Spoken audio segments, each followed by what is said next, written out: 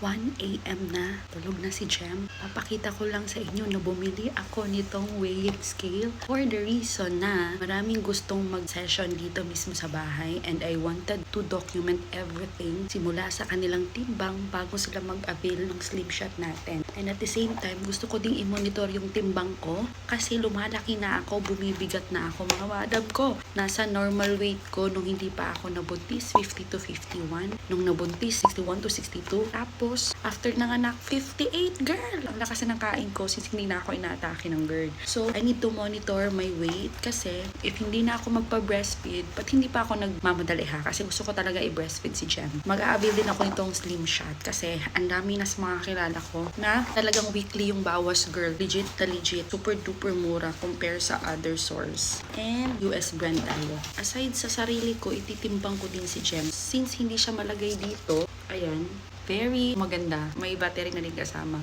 Since hindi siya malagay dito, so magtitimbang ako first and then siya. So ibabawas ko lang. May instructions na siya dito on how to use.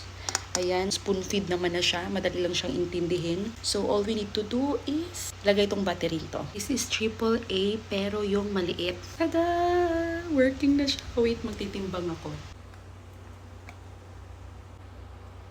Oh my God, 56. So, bumaba tayo ng 2 kilo, girl. Happier. So, actually, guys, since ayoko kasi madaliin yung pag-breastfeed ko kay Jem, talagang dinidisiplina ko din yung kain ko kahit super duper takaw na ako, lalong-lalo ng mga time na malapit na ako mga anak. Sabi ko, kakain talaga ako ng bongga after mga anak. Pero lagi talagang nagsisink in or bumubulong yung angel ko na, oops, umiiyak ka kapag lumalaki ka. Kaya alam ko yung feeling ng mga malalaki ngayon na gustong pumayat talaga at mag-avail ng slim shot. Kaya sabi ko, I know that feeling, so you don't need to tell me detailed talaga. Anxiety, stress. Kasi alam na alam ko yan. Kasi kahit konting taba ako, girl, umiiyak talaga ako. Hindi ko alam kung part sa postpartum. Pero even before, nung kay Macy, talaga ayoko, girl. Di baling wala akong curve sa chan. Basta hindi ako mataba. Di baling hindi masyadong malaman yung legs ko. Basta long-legged pa rin ako. Yun yung mas okay sa akin. Basta flat yung tummy, long-legged, hindi ako mukhang pandak. Okay na sa akin yun. So, I'm so excited for tomorrow. Kaya talagang inuna ko siyang buksan ngayon. So, see you sa client natin bukas.